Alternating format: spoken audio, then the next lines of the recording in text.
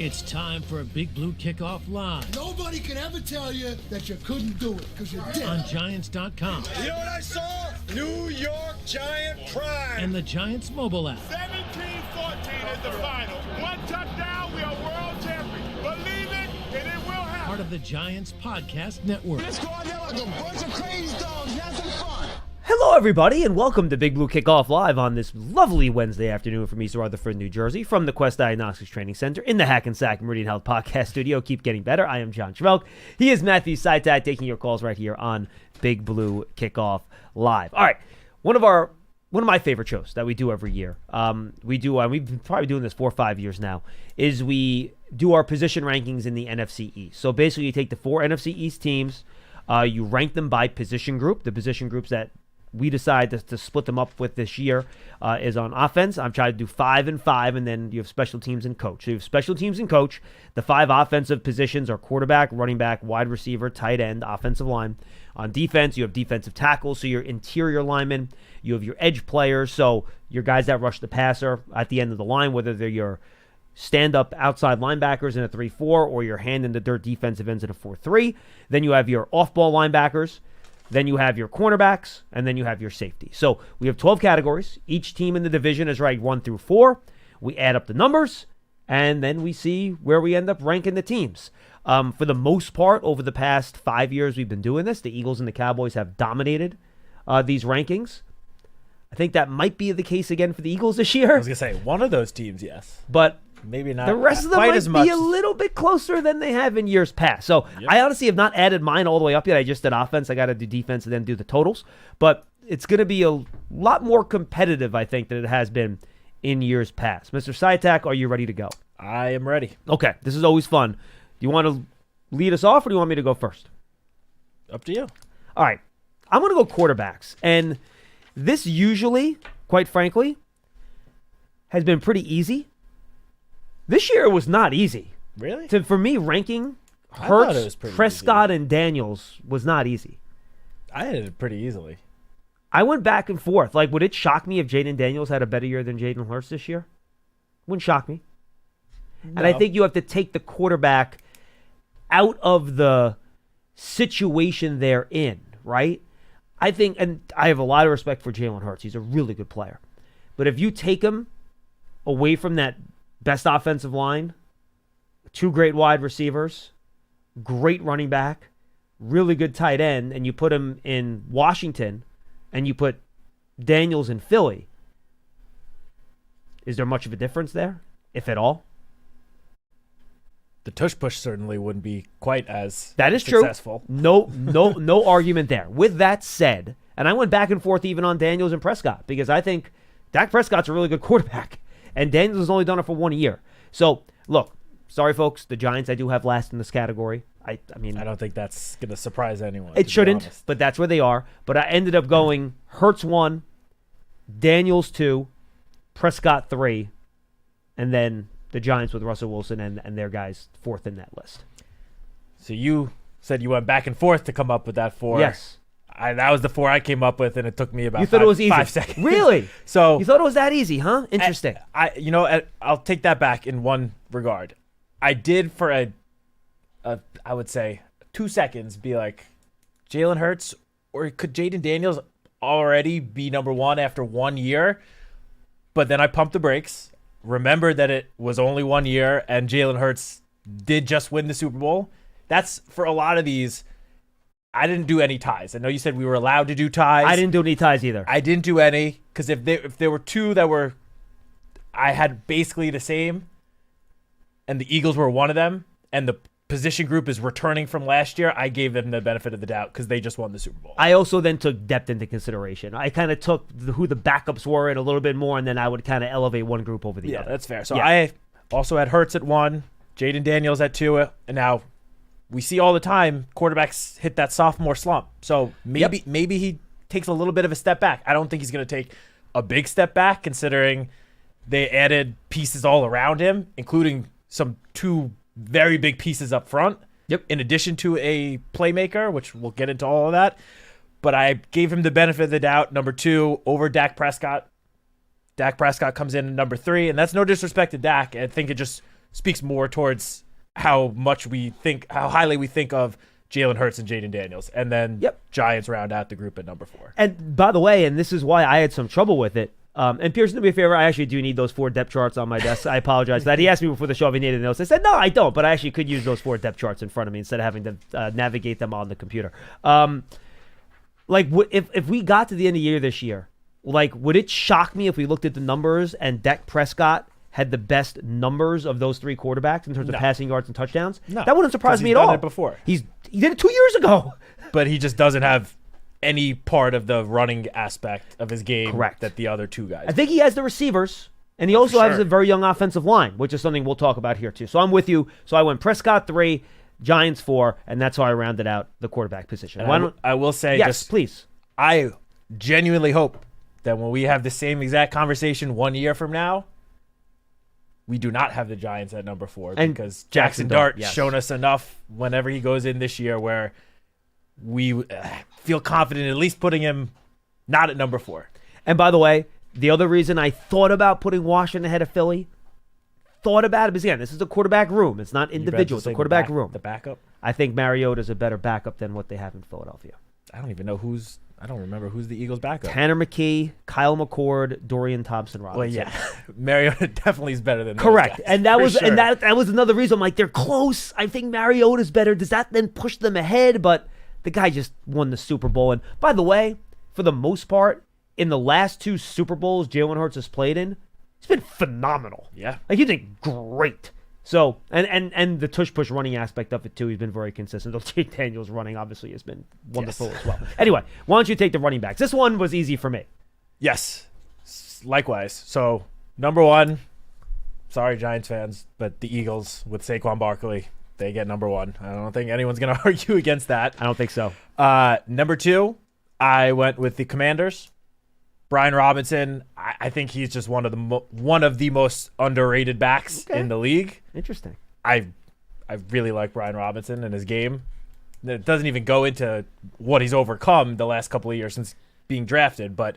And Austin Eckler as the number 2 receiver, the number 2 running back. Obviously, he doesn't quite have the juice that he had a couple of years ago, but he is still a talented pass catcher. I would say one of the better pass catching backs in the NFL, despite his somewhat older age. So I went with the Commanders 2. I then went with the Giants at number 3. I think Tyrone Tracy showed a good amount in his rookie season last year. I think if he had been starting from week 1, he would have topped 1,000 yards on the ground. I mean, he did top 1,000 total scrimmage yards. He ended up with 800-something rushing yards, but that was with barely playing the first couple weeks. I think he's going to take a jump this year with just improved offensive play all around him. I think Cam Skadaboo being added to the room adds a little more juice and some power to that running back group. And then if, Devin Singletary is your number 3 back, I don't know if you can find a better or more reliable number 3 back anywhere in the NFL. So I had them in number 3, and then the Cowboys completely revamped their running back room from top to bottom.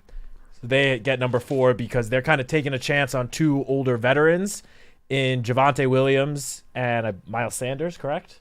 Yes. I believe Miles Sanders, which I do think Javonte Williams, it feels like he's been in the league for like a decade. He's only a couple of years into his career. And Jaden Blue they drafted as well. They did draft Jaden Blue, who I like Jaden Blue. But about Javonte Williams, I think it was 2 years ago that he had that serious injury, forced him to miss most of the year.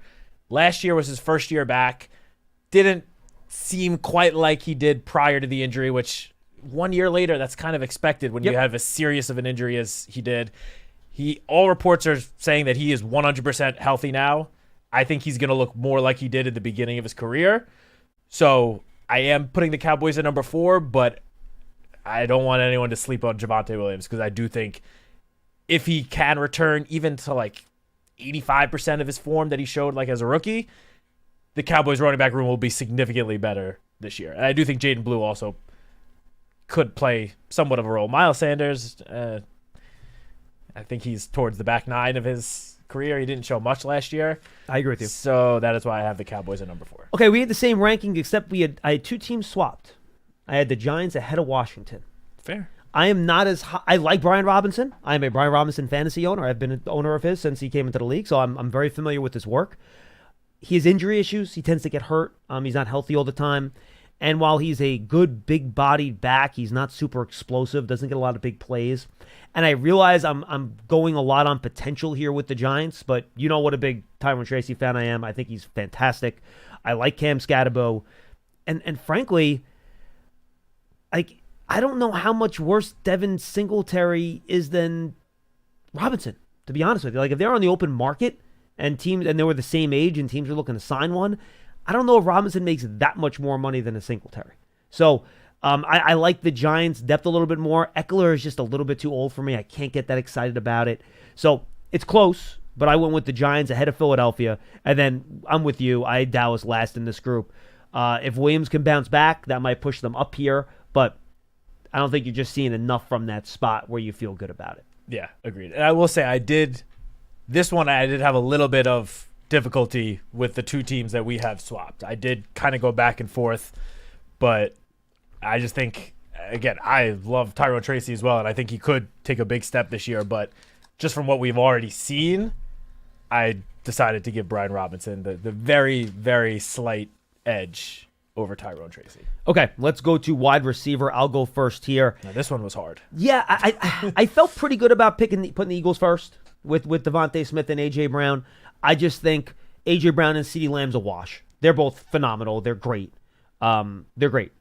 And I just think I have a little bit more confidence in Devontae Smith than I do in George Pickens. So I gave the Eagles the edge over the Cowboys there. And look at their third receivers. Neither team, it isn't particularly strong. I don't know how excited you get about Jahan Dotson. And then you have, the Jalen Tolberts of the world for Dallas, which doesn't get me all that excited. So I thought Dotson is better than whoever the Cowboys' third wide receiver is as well. So I gave the edge to the Eagles there. I have Dallas at 2 because I just think the Lamb-Pickens combination is really, really strong. And I think the reason I put them over the Commanders is I have Lamb on a slightly higher level than I do McLaurin. And I love Terry McLaurin. I think he's wonderful. But I think Lamb is probably a little bit better of a receiver in terms of everything that he can do moving inside to the slot. I just think he's on a little bit of a higher level, and I don't know how much Deebo Samuel has left in the tank. He's a little bit older. He gets hurt a lot. He's not your traditional, wide receiver that runs great routes and gets separation. He's a run after the catch type of guy. He just takes the way his running style, he just takes such a pounding. I don't know how much left he has left and how much longer he can stay healthy consistently throughout an entire year. So I have Washington 3. And then the Giants were close here. Malik Neighbors, he just hasn't proven it over a longer period of time the same way McLaurin and Brown and Lamb has, but I certainly think he has the ability to be on that next level. But Neighbors wasn't the reason the Giants are 4th, and we talked about this before on the show. The Giants' number 2 just lags behind the number 2, I think, on the other 3 teams in the division. So they don't have a Pickens. They don't have a Devontae Smith. They don't have a Deebo Samuel. We like Darius Slayton. He's a really good player, but again, just look at the salary. He gets paid more like a 3 than he does like a 2, right? So for that reason, I got the Giants 4th here. I have Philly, Dallas, Washington, Giants. I have the same. Okay. Yeah, I mean, I agree with everything you said. A.J. Brown and Devontae Smith, again, they are just coming off a Super Bowl. And even if they weren't coming off a Super Bowl, I probably still would have gone with them as the number 1 tandem of the division. This made me realize, though, there are some really good wide receivers in this division now. Are there? Like, thank God that the Giants, put resources in the last 2 off seasons to improve the secondary, because, boy, are they going to need an improved secondary with all of these improved passing games across the division. But A.J. Brown and Devontae Smith, number 1. The number 2 and 3, I had a lot of difficulty with. I ended up doing the same thing as you because I do agree that CeeDee Lamb I give the slight edge over Terry McLaurin. And again, no disrespect to Terry McLaurin. I think CeeDee Lamb is a top 5 wide receiver in the NFL. And I think McLaurin would be one of the top guys in that next tier right below that tier of CeeDee Lamb, A.J. Brown, and that. So, yeah, Cowboys 2, and also George Pickens, he obviously has his faults.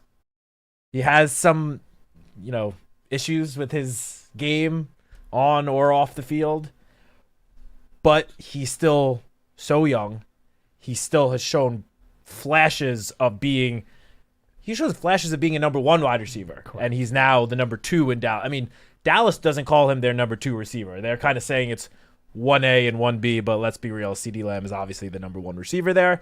And I have the same sort of reservations about Deebo Samuel. I think if he can look like the Deebo that we saw just, 2-3 years ago, then all of a sudden the Commanders could be at number 1 in this group. But with how he looked last year and everything you said about the way he plays the game and how much he has left in the tank, like maybe the change of scenery will kind of give him some sort of rejuvenation and a boost. But until I see it, I got to put him below Pickens and Devontae Smith. And then the Giants come in at number 4. Again, if we were just talking about number 1 receivers, I think even though he's only done it 1 year, I would put him 3rd. You could make an argument that Malik Neighbors would belong above Terry McLaurin. I agree with that. But as you said, it's the whole wide receiver room, and the other 3 teams in the division, their number 2 receiver, the floor is just a lot higher than what the Giants have at the number 2 receiver. And again, that is no disrespect to Darius Slayton, because I think he is a very solid wide receiver, but he just isn't in the same ballpark as those other 3 guys, at least not right now. Pearson, do me a favor. I see how you're tracking these in the doc. Switch it around. So if you're last, you should be 1 point. If you're first, you should be 4 points. I know, I'm killing you. Yeah. No, that's right. That way we can actually add them up properly at the end, though. Okay, because I want to add them up at the end to see where we're at. So if you can just make those adjustments, I will put tight end in myself. Okay, don't worry about it. All right, Citak, give me tight end here. Okay, tight end. This one again, I had a little bit of trouble with because so I went with Philadelphia at number 1. Yeah, me too. With Dallas Goedert, and I go back to this offseason when there were all those reports about the Eagles basically trying to get rid of Dallas Goedert, and at the time I couldn't fully wrap my head around it. Obviously they worked things out. He's staying there for at least this season.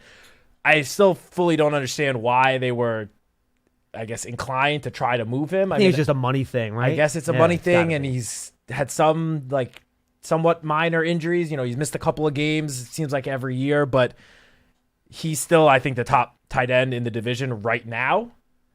Number 2, went with Jake Ferguson and the Cowboys. So did I.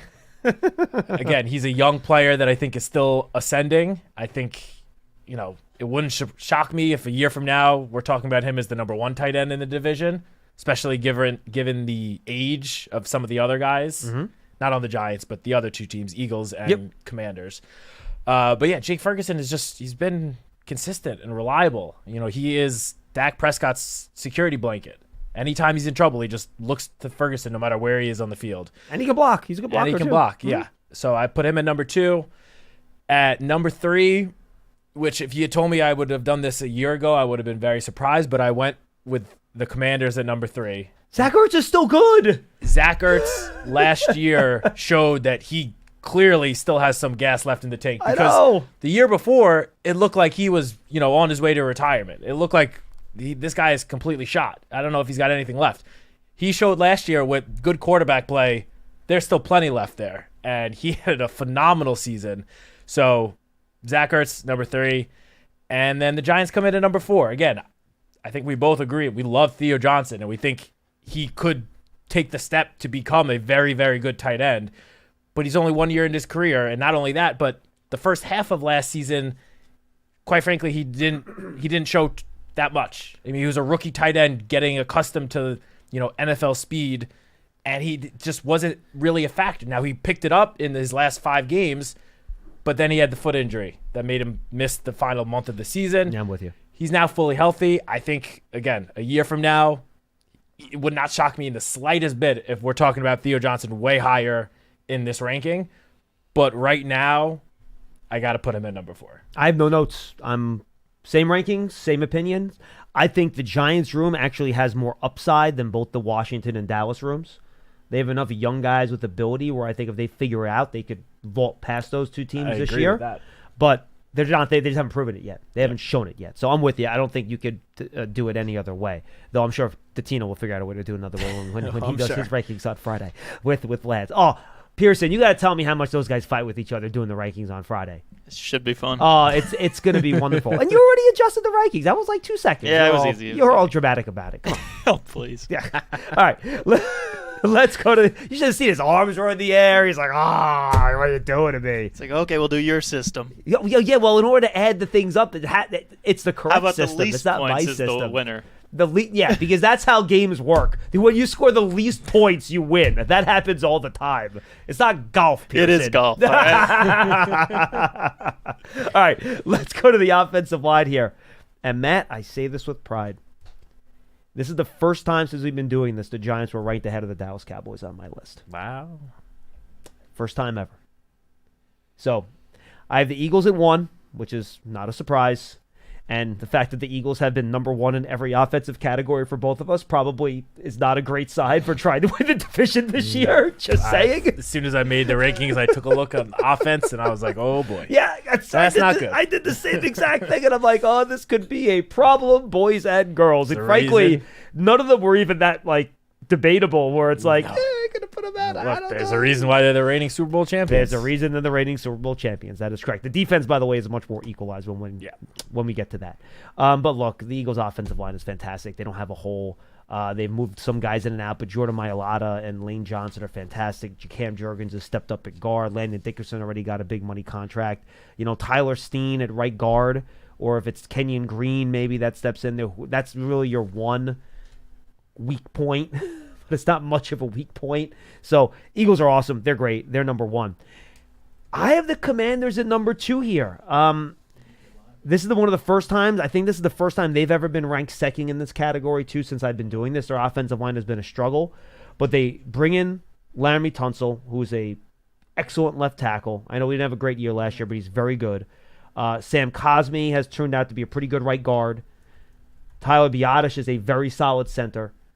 Nick Allegretti's fine at left guard. And then they have 2 young players, Brandon Coleman and Josh Connolly Jr. at right tackle. And I think one of those guys will figure it out. A couple ex-Giants, Bobby Hart and Tyree Phillips over there on the right side as well. Believe it or not, still in the league. Bobby Hart still kicking, baby. So I think it's pretty good. I think they have a pretty good group there. I considered putting the Giants 2. I really did. If you told me Andrew Thomas was going to be healthy for the entire year, I probably would have. But that injury just scares me enough that I have them slid down below the Commanders. But that was a very, very tough call for me. Very tough call. So I have the Giants 3. Again, just not a lot of holes. Van Roten's good. The Andrew Thomas injury stuff is a potential problem. Illuminor's fine at right tackle. John Michael Schmitz at center. That's one of the things you got to figure out. Where is he at? How is he doing? Can Evan Neal claim one of the guard spots? But I have the Giants at a very solid number 2. And then I look at the Cowboys offensive line, Citak, in a lot of ways, the way I look at the Giants tight end room, where I like the players a lot. And look, we know Tyler Smith is terrific, but he's their only guy on that line right now that's a Pro Bowl caliber player, and he's a guard, okay? But they have a first-round pick in Tyler Guyton. They have a first-round pick in Tyler Booker. They have a third-round pick in Cooper Beebe. So they have 3 young guys. Terrence Steele is, he's fine at right tackle, whatever. But I think Illuminor is better than him. One of the reasons why I have them behind the Giants in this list. Can Cooper Beebe continue to improve? I think you like what you saw from him as a rookie. I think he had a nice year, but can he get better? Tyler Guyton is a huge question at left tackle. He's the biggest left tackle in the division. Biggest question at left tackle in the division. Again, why I had the Cowboys at number 4 here. And then you never know what a rookie's going to do in Tyler Booker. You think he's going to be really good. I think both of us think he's going to be really good, but it takes offensive lineman time sometimes. You just don't know. We thought Kenyon Green was going to be awesome when he got drafted in the first round too. How'd that work out? Not too good. So that's why I have the Cowboys at number 4 on this list. All right, so we finally have one where we've got some differences. Okay, what do we got? Well, we agree on number 1, unfortunately. The Eagles, that was easy. That might be the easiest one in this entire thing because they've been perhaps the best offensive line in the NFL for how many years now? Too long. Too many. But 2 through 4, we have different. Ooh, I like it. Nice. I'm going to start with number 4, and it pains me to say it, but I had the Giants at number 4. Really? Okay. And it's only because, I mean, I've spoken on the show, I don't even know how many times, about how solid the offensive line was the first 6 weeks of the season. And I stand by that. And all 5 of those guys are back. But as you mentioned, there is the injury concerns with Andrew Thomas. You can't deny those anymore. It's been 2 straight seasons that he's missed at least half, if not more than half of the year. Again, if you told me Andrew Thomas guaranteed to be healthy all 17 games, or even put it even 15, 13, 14. Yeah. I would have the Giants higher, but How high would you have him? honestly, I might have them at number 2. Yeah, so would I. I'm with you on that. I really would, but because that is a big concern, and because we've just seen, and again, the Giants improved their depth a lot this year. Clearly, that was a priority of the offseason with all the different veterans they brought in, with Marcus Bowe, like making sure they had more depth on the offensive line clearly was a priority for the front office. However, even with all those additions, I'm not going out on a limb by saying if you take Andrew Thomas out and put anyone else in at left tackle, the line takes a serious hit. Yep. So I have the Giants at number 4. Unfortunately, again, Andrew Thomas is healthy. That number is, they are higher without a doubt. But, and I also just, I need to see a little, I think you can agree that we need to see a little more from JMS at center. I mean, if you told me that even disregarding the Andrew Thomas part of it, that JMS was going to take a big jump in year 3, I would have the Giants at least one spot higher as well. But he took a step last year from his rookie year. I need to see another big step this year, and then I would feel a whole lot better about the line as a unit. And I also then had number 2 and number 3 different from you. I have the Cowboys at number 2. Ooh, okay. And I agree about the Tyler Guyton thing. He's certainly, without a doubt, the biggest question mark among all 4 of these left tackles. But when you look at the other 4 guys, I feel pretty confident about all 4 of them. Again, that does include Tyler Booker, who is a rookie. And you can't guarantee anything with rookies, especially offensive linemen. But again, Tyler Booker going into the draft was considered one of the safest picks at offensive line.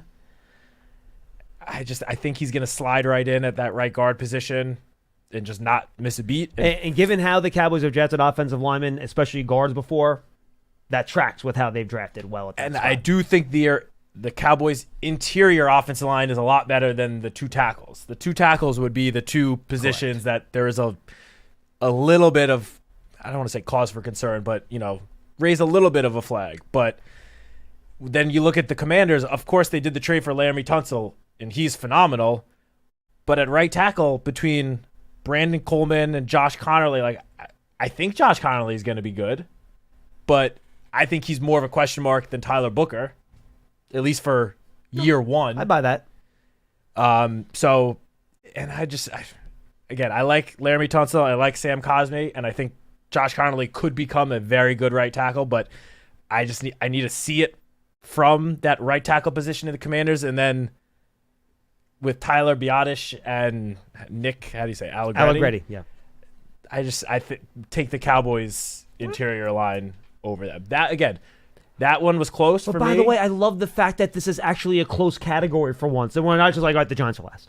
Because that's kind of what it's been until last year. And it's just not that way anymore, which I think is a really good thing. Again, if either Andrew Thomas stays healthy or JMS takes a jump this year, when we're having this conversation next year, I don't think the Giants will be number 4. And if they both do those things, they're in an easy 2. Depending on how if the Cowboys' young guys will end up being awesome, then that could be a different conversation. But they would certainly be higher. With Connerly and Correct. Commanders. Yes. But it certainly would be not number 4, which is, I feel like, where they've been, as you said, every year for I don't know how many years now. By the way, folks, if we don't get to your calls today, I apologize, but I think this is a good exercise, and we've already gone a half an hour and only got through half of them, so there's a good chance we're not going to take any calls, but we'll see how it goes. And now we get to the fun ones. Yes, we or do. More by the fun way, ones, so I added up the offense here, Pearson. You can double check my math, but I did it while Matt was going through his offensive line breakdown here. So both of us have the Eagles with 20 total points on offense, 4 points in each of the 5 categories.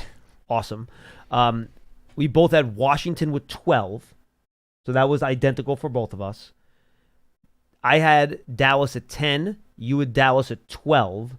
I had the Giants with 8 points. You had the Giants with 6 points. So basically, it was identical, except we had 2 points swapped back and forth, Giants and Cowboys.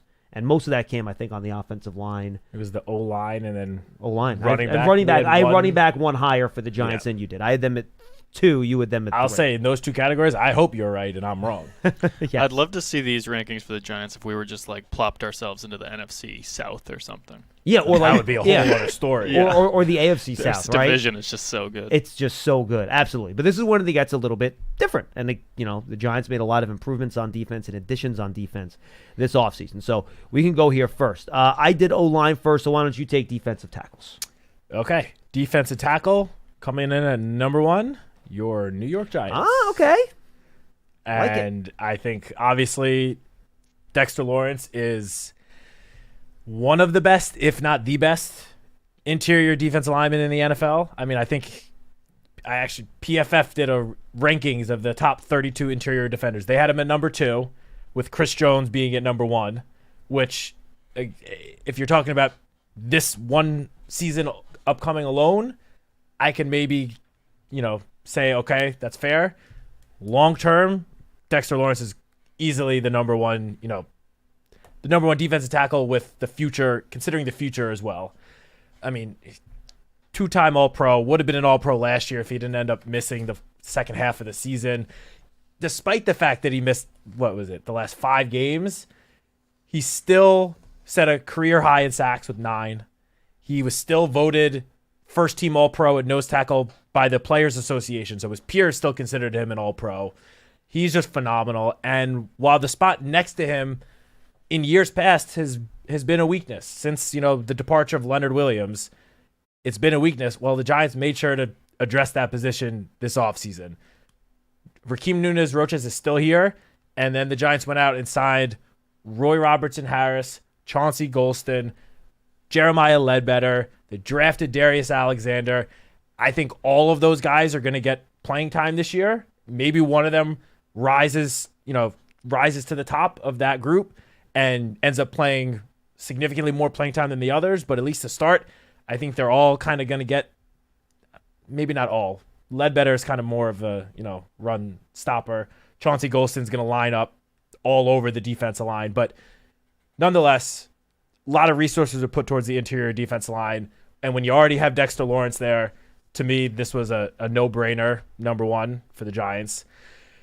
And almost just as easily, number 2 for me was the Eagles. Yep. Because everything I just said about Dexter Lawrence and number 1 future defensive tackle, Jalen Carter's not very far behind him. Jalen Carter is phenomenal. And while Jordan Davis hasn't quite lived up to, his draft hype yet, and I don't want to, drink this Kool-Aid because I feel like I did it last year too, but I literally this morning, prior to putting this together, saw one of your classic offseason reports that Jordan Davis is in the best shape of his life. I don't want to fully buy into that. Like, this number 1 ranking is more so because of Jalen Carter, and even Byron Young behind him. He's a solid player.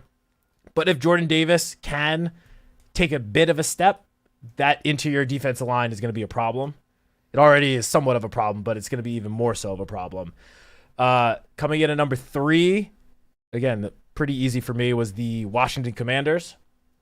Daron Payne, they lost Jonathan Allen, which even though he was coming off not the greatest year, I still think he's a good player. He's now with the Vikings, but they still have Daron Payne.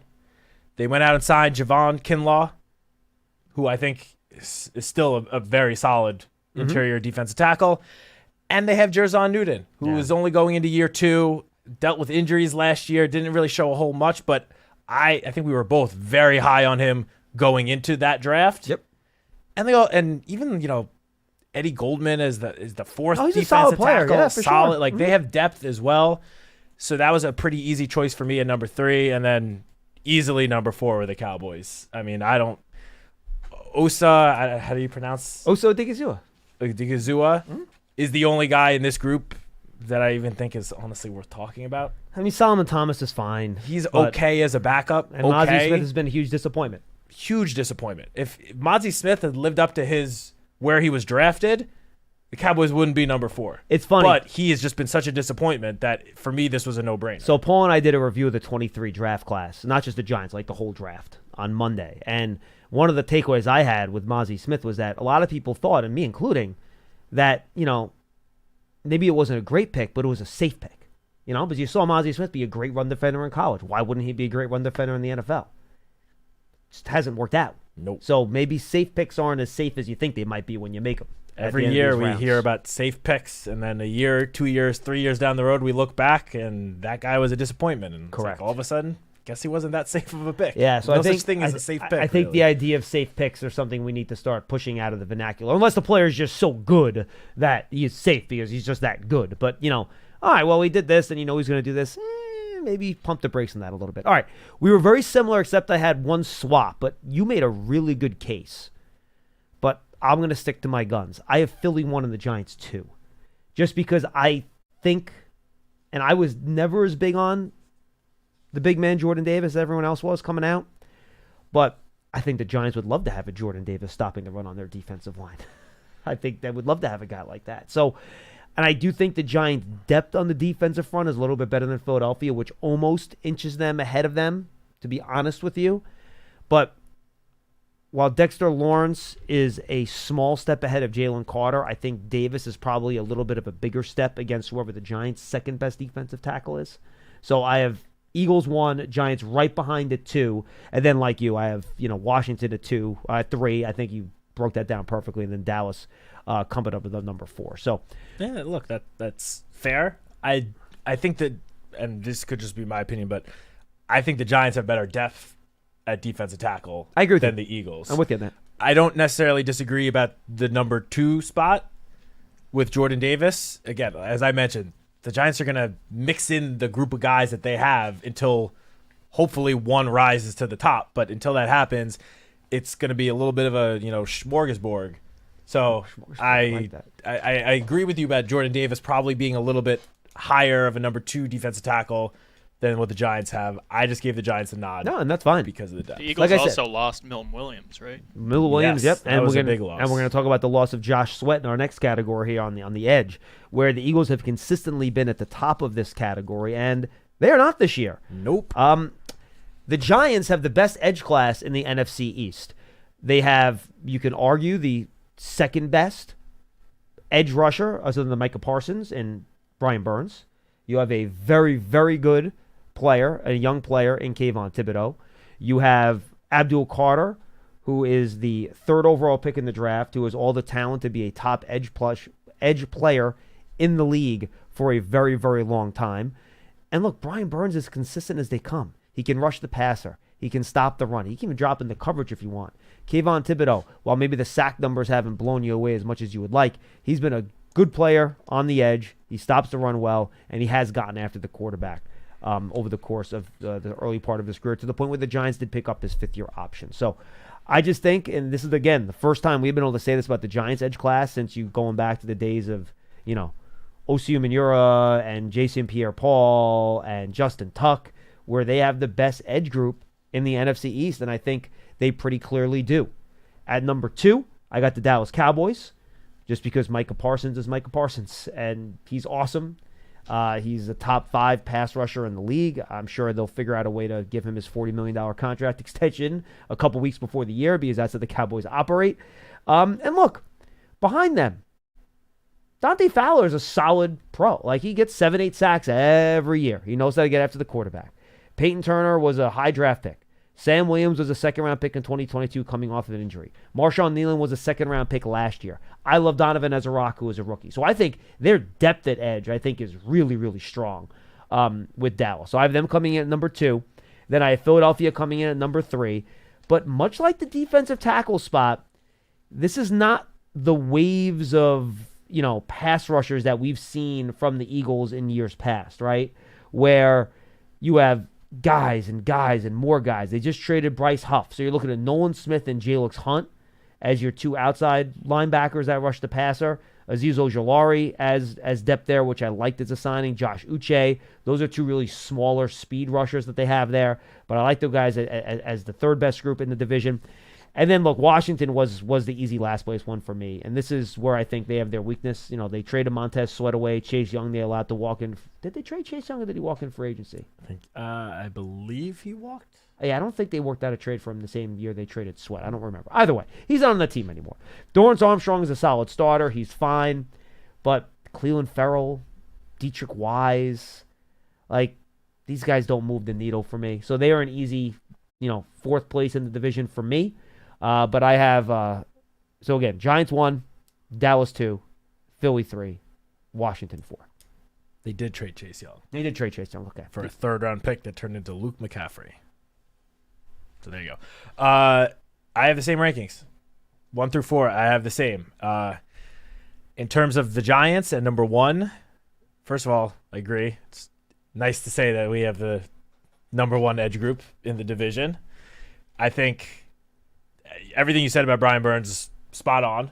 I know there are people out there that would have loved to see his sack number be a little bit higher last year, of course. But I just think he was all around very, very good last year. All around. And the Giants weren't really playing with any leads. So it's not like there were situations where they could just pin their ears back and get after the quarterback. They were playing from behind. Teams were running the ball on them most plays. So Burns and the whole pass rush didn't get too much of an opportunity to really, just get after the quarterback. Hopefully that will change this year. So, and then real quick on Kayvon, I don't think people realize how Kayvon's season actually went last year. Because a lot of people will just look at his sack numbers and say, well, he went from 11.5 in 2023 to, 4.5 last year? Yeah. 5.5? Mm-hmm. Which obviously you never want to see that number go down by more than half. But if you look at his, some of the underlying metrics of his pass rushing last year, you will see that he was still getting after the quarterback last year.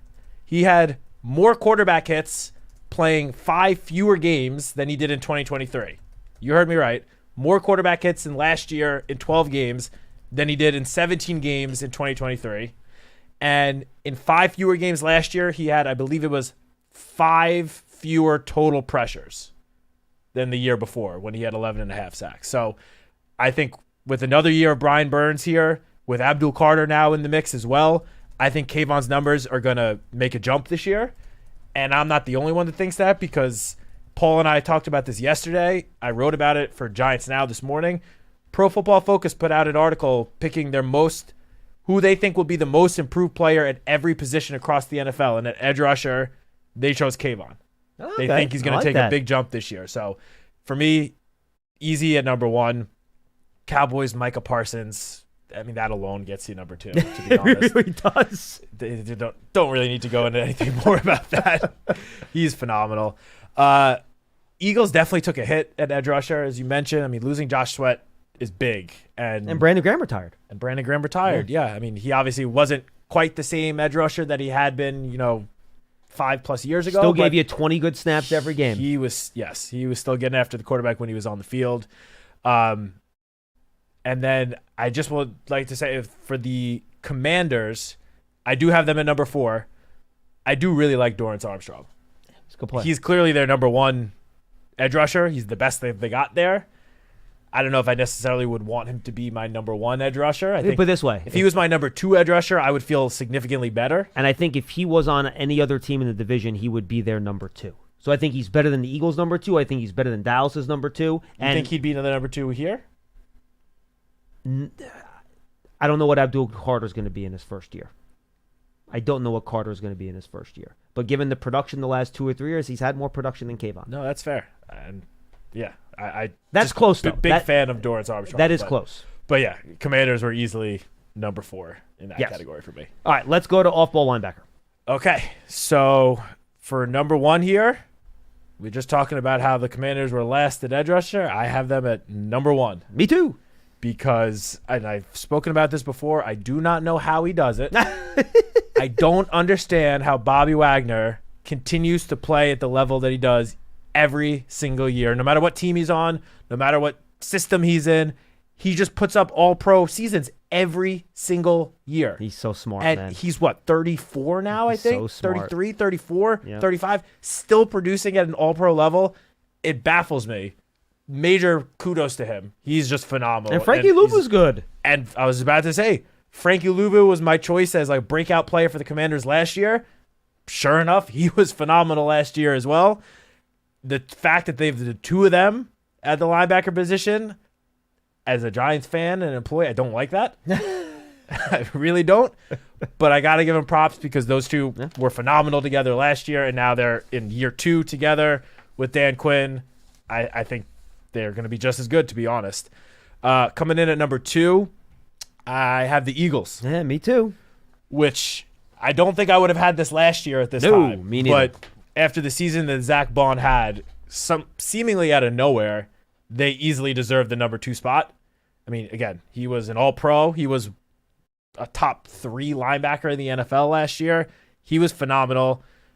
Props to Vic Fangio for kind of spotting him, because I think they signed him to basically be a special teams player. And then Vic Fangio, once he got him, was like, wait a second, I think we have something here. And sure enough, they certainly did have something there. And he was rewarded for it with a humongous contract this offseason. He earned every penny. 100%. And then you have Nakobe Dean, who I think we all knew when he dropped to them, what was it, 2-3 years ago in the draft and with the 3rd round, we all knew like he's going to be so much better than this draft position. Now he has that injury issues a lot, like the way a lot of people thought he would. So yes, but when he's out there, he's good. Yep. And then they went out and drafted Jihad Campbell, who also has his own injury concerns. Shoulder.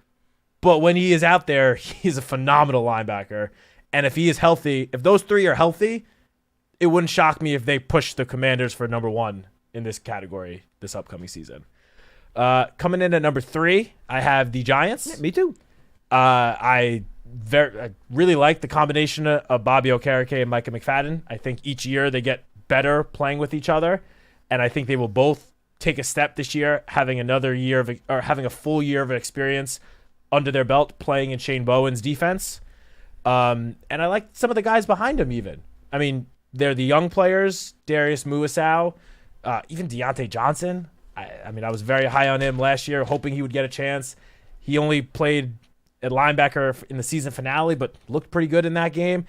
And then they went out and signed some veterans who probably will primarily be special teams players, but will likely get snaps at linebacker as well, with Chris Board, Demetrius Flanagan-Fowles. It was clear that improving, special teams / linebacker depth, again, was a priority for the Giants. So number 3 for them. They were number 3 for me. And then coming in at number 4, this one was pretty easy. The Dallas Cowboys. I don't love any of the linebackers they have there, to be quite honest. I mean, they have some solid players. I mean, Overshown was really good, but he's coming off that terrible knee injury. So. Exactly. I mean, Kenneth Murray, like, he's solid. He's okay. That group. I'm with you. Just doesn't do it for me. And I don't think they have that much depth either. So that was just easy number 4 for me, the Cowboys. No, I'm with you on that. All right, let me. I have no notes. I agree with every one of those rankings and everything you said. So I'm going to go to cornerback. I have a must-add at 130, so we got to pick up the pace. Let's go to cornerback. I had this ranked out very simply. The Eagles at 1, just because Quinion Mitchell and Cooper DeJean turned out to be so good last year, because of course they did, because they're the Eagles and that's what happens. I think you worry a little bit about Keely Ringo on the other outside spot, but you do have Adoree Jackson there as kind of a backstop to that outside spot, but I have them at number 1. I do have the Giants at number 2, and this was close. I thought about putting the Giants at 1 here, but I had questions about the second cornerback spot, so I held back on it a little bit, and there's a lot of youth still with Phillips and Dubin and stuff like that. So I have the Giants coming in at 2, but I do think they are right behind Philadelphia, and you can easily make the argument for the Giants that they should be 1 in this category. And then I went back and forth. You can see I have a cross out on my sheet here. I ended up going Washington 3 and Dallas 4. This was am I more concerned about Marshawn Lattimore's injuries or Trayvon Diggs' injuries? And I decided Trayvon Diggs is not practicing right now, and he actually has an acute knee injury. So I took that a little bit more seriously than I did the Marshawn Lattimore injury. Sanser still, I think, is really good. I think Deron Bland is really good for Dallas. And then the Dallas third cornerback was a spot I was a little concerned about, too. Right now they have Kyer Elam in that spot. I mean, and then, if Siobhan Revell could turn out to be a really good out of the gate. Dallas will leapfrog Washington here, but rookie corners, I have trouble putting a lot of faith in rookie corners, Matt. So I left the Cowboys in 4th here, and I have Washington at 3. Yeah, I have the same exact ranking. Honestly, the same exact thought process throughout it all. I also debated 3 and 4 with Washington and Dallas. How close are you to put the Giants over the Eagles? I wanted to, but similar to what you said, with how good DeJean and Mitchell were as rookies, like I had to put them at number 1. And Drew Phillips was great as a rookie as well. And so was Dubin. Well, and that's safety for next safety. year. Yeah. And I think we both agree we love the Paulson Adebo signing. Mm-hmm. But again, the reigning Super Bowl champions, and if they could play that well as rookies, just imagine what year 2 they could potentially look like. Don't depress me, Citak. The only one that was close for me was 3 and 4 with the Commanders and Cowboys, and same thing you just said. If Ravel is fully healthy and can play like I think he's capable of playing, I would then, if I knew that for a fact that would happen, I would have them above Washington. But that is still a pretty big question mark. But both of those teams, there are some question marks injury-wise with some of these players, especially with some of the veterans. So I gave Washington the nod because for the most part, when Lattimore was playing last year, I wouldn't say he looked like old Marshawn Lattimore, but he was solid. Some of the Dallas secondary play, don't know if I could quite say the same. No, I totally get where you're coming from. All right, why don't you go with your safety rankings? Okay, I'll try to do this quick. Yes. Safety, number 1, the New York Giants. And this I had close between the Giants and the Cowboys, but I just think with Javon Holland was, I think, a great signing. He was the top safety available, or one of the top safeties available in free agency, and coming off a down year. But the 3 years prior to that, he was really good in Miami. And putting him with Tyler Nubin, who's now going into year 2 in the NFL and showed a lot as a rookie, was the Iron Man of the defense. Prior to that injury that forced him to miss the last month of the season, Paul and I talked about this yesterday, he missed, I think it was 2 snaps in the first 12 games of the season. And as a rookie, now he's going to have Javon Holland to play with. And I'm going to continue talking about this guy. Dane Belton as the number 3 safety, I love. And he is showing up this already in spring. The guy just is a ball magnet. He just always gets the ball in his hand somehow. So Giants number 1 for me. Cowboys are number 2. And I do think they have a talented safety duo between Malik Hooker and Donovan Wilson.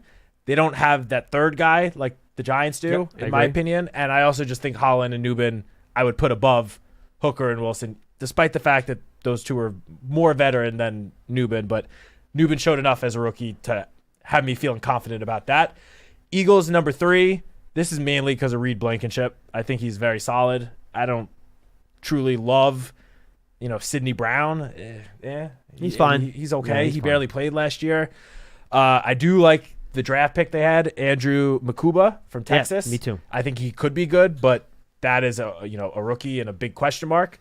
And then Washington was easily the number 3 guy or number 4 team here. I don't think any of these safeties are that good on Washington's roster, to be honest. Yep. Easily number 4. I'm with you. I have the same ranking, same reasoning. We're on the exact same page. All right, you add the defenses. Here we go. I have 16 points for the Giants. You have 17. That leads the way for both categories for all defensive points, which I think is terrific. I have the Eagles coming in at 15 points. You have the Eagles coming in at 14 points. Our defensive rankings were very similar, very boring. Both of us had the Cowboys at 9, which was the fewest amount of points, and then Washington with 10. So Giants, Eagles, Dallas, and Washington. All right. For the record, we did not go over this before. Oh, not at all. This is the first time we're hearing each other talk about these rankings. In fact, Matt tried to come down here and talk. I'm like, no, don't save it for the air. Don't tell me. Don't tell me. All right, special teams here. Here's how I did special teams. I have Dallas with the best special teams, best field goal kicker, best kick returner, Kavate Turpin. And that to me is just easy peasy. They're top. I got the Giants at number 2. I feel good about Jamie Gillen. Amir Smith-Marset proved to be a very good, reliable returner. They brought in a couple of really big special teamers like Chris Board in the offseason to bolster their coverage games. I have Washington at number 3, and then I have the Eagles coming in last at number 4, just because their return guys and their kicking game doesn't get me all that excited. Also have Cowboys at number 1. I then put Washington at number 2. Okay. Okay, part of this is I went through those. What was the guy's name from Sports Illustrated that always put those special teams rankings together? Goslin. Oh, okay. He retired, but someone else took over for him. Oh, I didn't know that. Okay. And so I will admit for this one, because in my head I'm like I can go by the field goal kickers and like some of the returners, but when you go to some of the real underlying metrics of special teams, I decided to just get a little assistance. No, I think that was actually the smart thing to do. I don't blame you. So I have the Commanders at number 2. This one, I wasn't sure between the Eagles and Giants at 3 and 4. I wanted to put the Giants at 3, but I ended up going with Philly. Okay. Again, the reigning Super Bowl champions. And it's not like the special teams won them the Super Bowl. But as I said at the start, if there was any real toss-up and the Eagles were one of them and they had the same guys returning, I had to give them the benefit of the doubt. And the Giants at number 4, partly because of, Graham Gano. Obviously, field goal kicker is a big part in this, and Graham Gano has had injury issues the last couple of years. And I do think Jamie Gillen looked a lot better last year than, a lot of people are giving him credit for.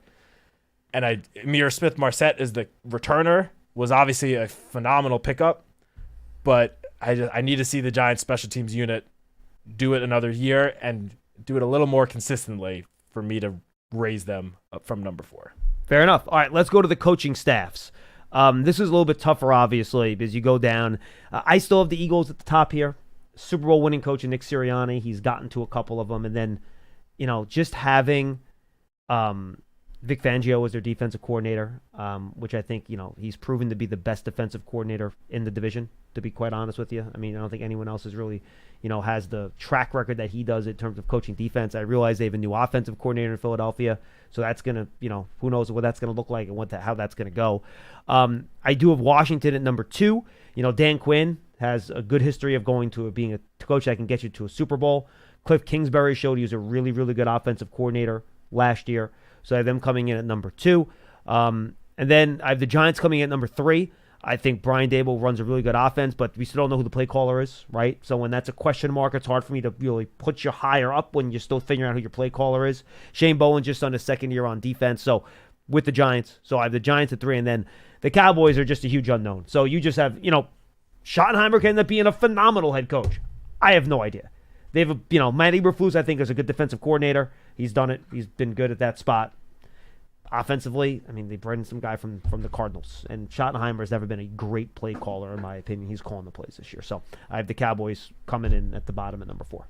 Yeah, I have the same rankings. I mean, you're, again, coming off a Super Bowl championship, 2 straight Super Bowl trips. I don't see how you could not put Sirianni at number 1, despite the fact that I don't like him. But you don't have to like him, but he just has to be good at his job. Exactly. Unfortunately, I'm with you. Clearly showed last year, which he was on the hot seat for some reason going into last year, which didn't make a lot of sense to me considering they just made the Super Bowl. But then they went and won it, so they were number 1. 2, Commanders. Dan Quinn took a young Commanders team that no one had any expectations for all the way to the NFC Championship, and this was his first year with Jaden Daniels. He obviously had a lot of success with the Seahawks. Granted, that was years ago at this point, but showed enough in that first year. And a lot, as you said, Cliff Kingsbury as well, an offensive coordinator, could have potentially gotten a head coaching job, but took himself out of the running in order to stay with Washington, stay with Jaden Daniels again. They got number 2 for me. Giants at number 3. This is year 4 for this coaching staff, or for Brian Daboll. There obviously have been some changes made to the staff over the years, but I had to give them the nod because the Dallas Cowboys have a new head coach at number 4, someone that's never done it before. They have a relatively, I don't want to say inexperienced because they all have NFL experience, but it's not like they have big name coaches at other, below the head coach that have had a lot of success at their respective previous positions. It was just easily they were number 4 for me, which then just kind of left the Giants at number 3. All right, I have our total numbers now. Hopefully I did this math right, Pearson. You can double check me, make sure I did my quick math correct here. So both of us have the Eagles at exactly 40 points. So even and blowing away the competition here. So these should all add up, Pearson, to 120 because there's 10 points in 12 categories. So both should add up to 120. You can check it that way. I have, believe it or not, the New York Giants at number 2 at 29 points. You have the Commanders at number 2 at 28 points. I have the Commanders at number 3 at 27 points. So literally 1 point away. You have the Giants just 3 points behind me, and all those came on the offensive side of the ball, by the way. I have the Giants at 29, second. You have the Giants third at 26, tied with Dallas Cowboys at 26. And I have the Cowboys bringing up the rear here with 24 points. So much tighter, but again, you look at, and the important thing to look at here is the premium position stuff. And you look at the positions that are most important, and you say, well, the Cowboys have the fewest points. Well, they're good at quarterback. They're good at wide receiver. They're good at corner. They're good at edge, right? Those are the spots that are their premium positions. We'll see about the offensive line with them. That was a big hit on their numbers this year. But while the Giants are where they are in terms of points, the most important position on the field is quarterback. So if they can...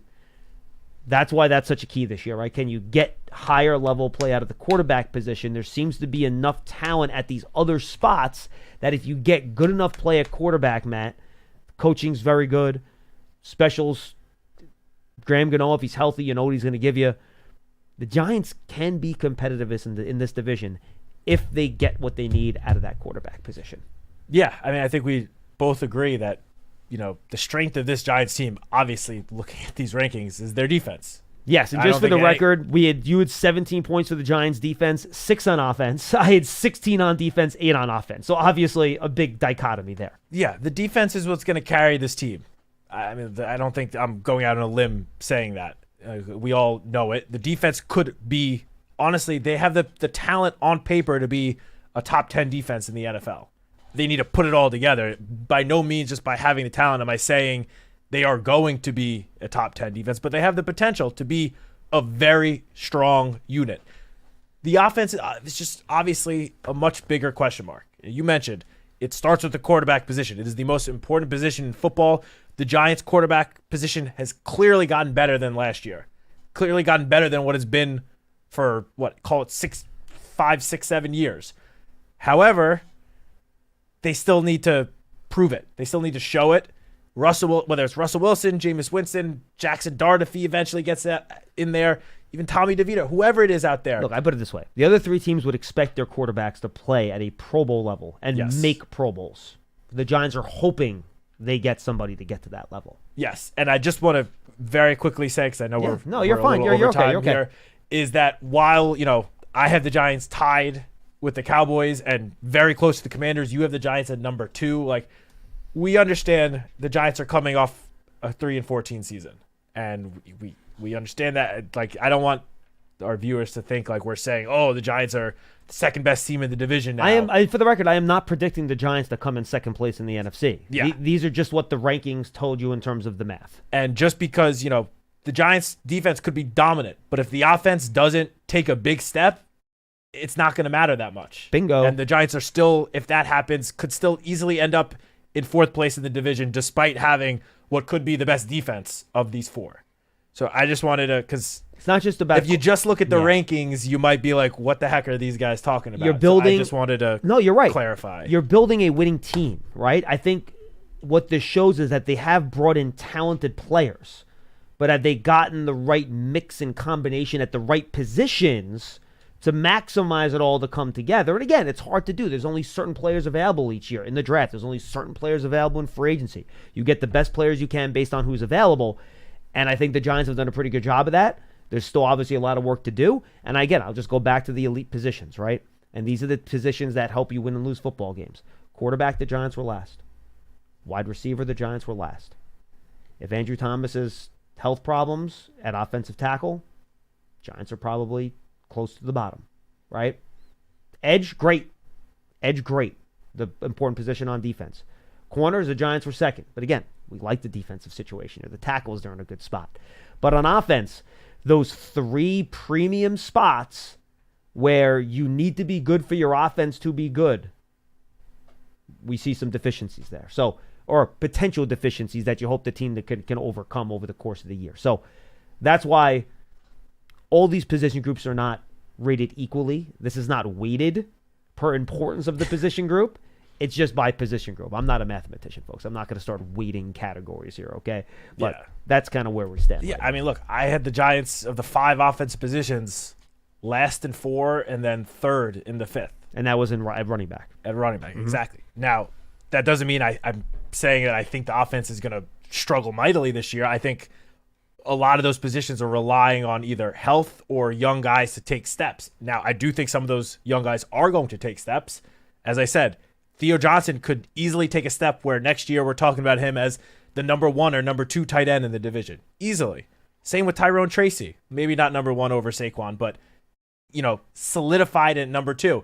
Maybe Darius Slayton or Wan'Dale Robinson with better quarterback play finally takes that big step that we've been waiting for, and joining Malik rises above one of those other wide receiver duos. That might be a little tough. Or Jalen Hyatt. Who knows? Or Jalen Hyatt. Yeah. 100%. Or again, if the offensive line stays healthy, JMS takes a step, the offensive line is going to take a big jump. So just with these rankings, just take everything with, a little bit of a grain of salt. I'm with you. Citak, good stuff. That's Fun- Big Blue fun Kick. show. Yeah, absolutely. Always fun. Lance and Paul will have their rankings on Friday. Pearson, I can't wait to see how different there are. Because, Lance is always captain negative on everything, and Paul's always captain positive. You got the two, somewhat logical people on the show today. I'm curious to see how crazy their rankings are. When Matt are on next, we'll take a look at them, and then we'll have some fun with them on the air here. So, tomorrow, remember, there's media after OTA, so the show's being pushed back to 1:30, correct? Big media day tomorrow. We're hearing from the coordinators in the morning, and then players and Brandon Brown after practice. There you go. So that'll be good. Make sure you go check that out, folks. And again, BBK's a little bit later. We'll start at 1:30 instead of 12:30. Right, Pearson? I have that correct? It's 1:30, right? All right. Thanks for joining us on Big Blue Kickoff Live, presented by Cadillac from our podcast studio. Brought to you by Hackensack Meridian Health. Keep getting better. For Matt, I'm Schmeelk. Those are our NFC East rankings for the year. We'll see you tomorrow.